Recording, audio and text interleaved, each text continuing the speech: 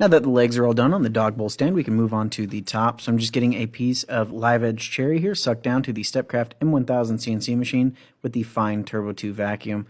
We are using the 46170-K quarter-inch compression bit to go through here in 3 passes to get all the way through this material.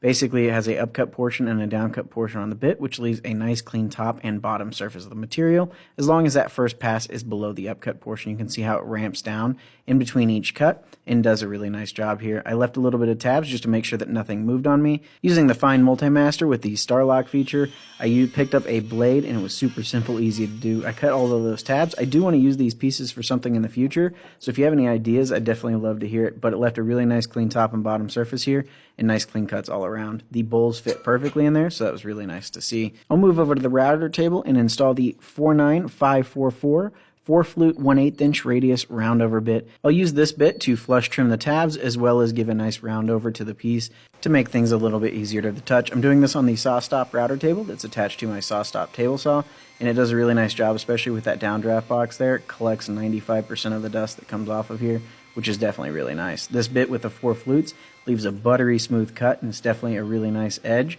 and doesn't require any sort of sanding or anything like that to get anything cleaned up.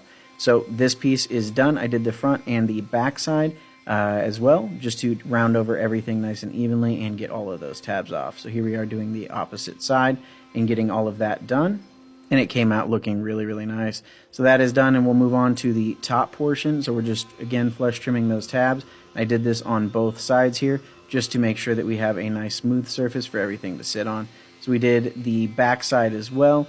And now we are done with rounding everything over. So these guys are ready to go. We'll move on with the rest of the project. Hopefully you guys enjoyed this one. We'll catch you guys back out here on the next one. Have a great day, everybody.